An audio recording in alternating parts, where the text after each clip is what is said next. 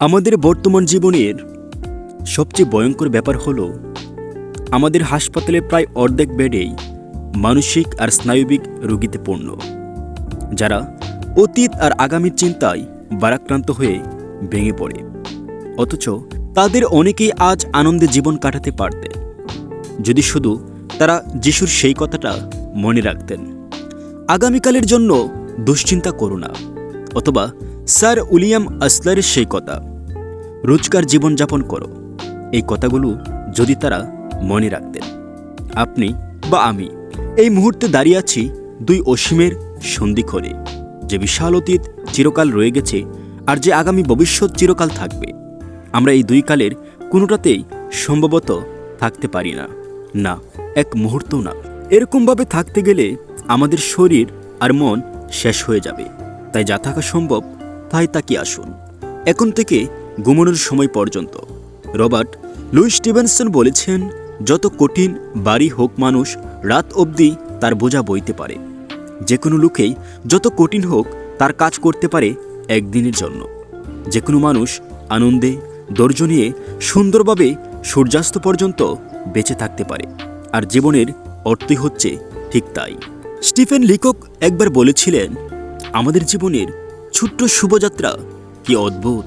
শিশুভাবে আমি যখন বড় হব, কিন্তু বড় হবার পর সে বলে আমি যখন আরও বড় হব, বড় হয়ে সে বলে যখন আমি বিয়ে করব, কিন্তু বিয়ে করার পর কি হলো, চিন্তাটা দাঁড়ালো আমি যখন অবসর নেব, কিন্তু অবসর নেবার পর সে পিছনে তাকালে দেখে অতীতের সেই দৃশ্য, একটা শীতল পরশ যেন বয়ে যায় তার উপর।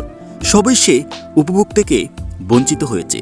আমরা ভুলে যাই এ জীবন উপভোগের জন্য, প্রতিদিন প্রত্যেক মুহূর্ত তাকে উপভোগ করতে হয়। ভেবে দেখেন, আজকের দিন আর আসবে না। জীবন দ্রুত গতিতে এগিয়ে চলছে, প্রতি সেকেন্ডে প্রায় 19 মাইল। আজ তাই আমাদের অশেষ মূল্যবান সম্পত্তি এটাই, আমাদের একমাত্র নিশ্চিত সম্পদ। আজকে আপনি যা নিয়ে দুশ্চিন্তা করছেন, আগামীকাল আপনার সেই দুশ্চিন্তায় আপনার জীবনকে ধ্বংস করে দিতে পারে। তাই এই মুহূর্তে যারা আমার এই ভিডিওটি দেখছেন, আজকের সময় নিজেকে ঘুরে দাঁড়ানোর, আজকের সময় জীবনকে উপভোগ করার। এ জীবন, এ সময় আর কখনোই ফিরে আসবে না। পৃথিবীতে অনেক কিছু ফিরে আসে, ফিরে আনা সম্ভব, কিন্তু আজকের সময় কখনো ফিরে আনা সম্ভব নয়। আজকের জীবনে সব কিছু, এতেই রয়েছে জীবনের পরিপূর্ণতা। কারণ গতকাল তো শুধু স্বপ্ন, আর আগামীকাল তো শুধু কল্পনা। শুধু আজকের মধ্যে রয়েছে বেঁচে থাকার আনন্দ। আজ ভালো করে বেঁচে থাকলেই গতকাল সুখ স্বপ্ন হয়ে ওঠে, আর আগামীকাল হয় আশায় ভরপুর। তাই আজকের দিনকেই আনন্দে গ্রহণ করুন। এই হলো প্রবাদ বন্দনা।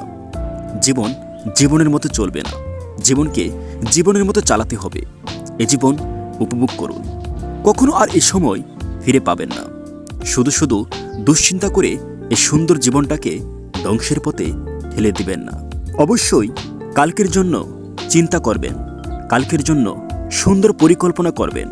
তবে হ্যাঁ, কখনো দুশ্চিন্তা করবেন না। দুশ্চিন্তা আর চিন্তা এক নয়। চিন্তা অবশ্যই করতে হবে, কিন্তু দুশ্চিন্তা কখনো নয়। সুতরাং নীতি কথা হচ্ছে, আজকের জন্য বেঁচে থাকুন, আজকের জন্য লড়াই করুন। এ সময়, এ সুযোগ আর কখনোই দ্বিতীয়বার ফিরে আসবে না। তাই এই সময়টাকে সঠিকভাবে কাজে লাগান।